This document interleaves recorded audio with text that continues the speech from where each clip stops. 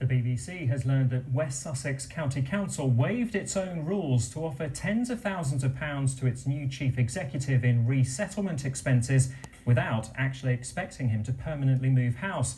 There were calls last year for Nathan Elvery to repay the money when it emerged he was still living in the same family home in Surrey.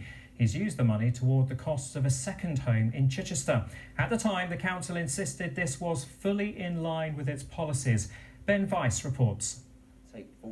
In 2017, West Sussex County Council hired Nathan Elvery as its new chief executive. On top of his £190,000 salary, he was offered £47,500 resettlement expenses towards the purchase of a flat in Chichester, close to the council offices.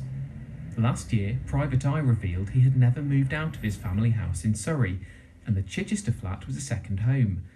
Councillors requested a report into the decision, but its findings weren't released until the BBC and the Chichester Observer made a Freedom of Information request.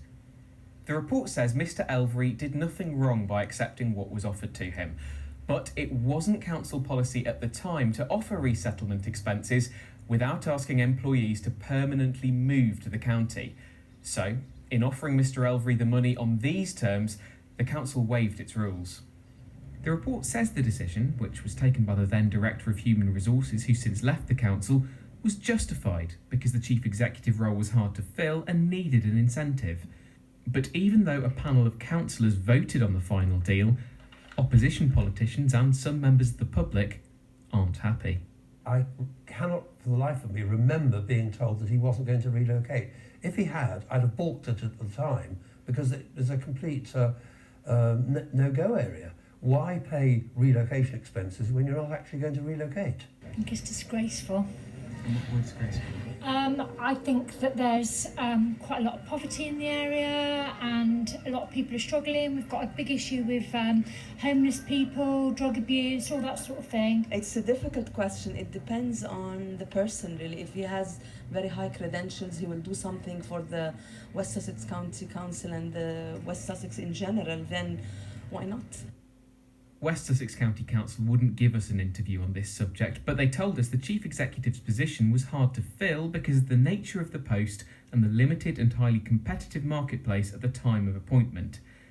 They said this was confirmed by the recruitment agency supporting the recruitment. They also told us a new recruitment and retention policy is currently being finalised and will be available once approved. It sticks in the craw of the public that a lump sum has been paid for relocation expenses when the recipient hasn't relocated. The council bent the rules. Our own policy, in writing at the time, said it was for resettlement, for relocation, not for buying a second property.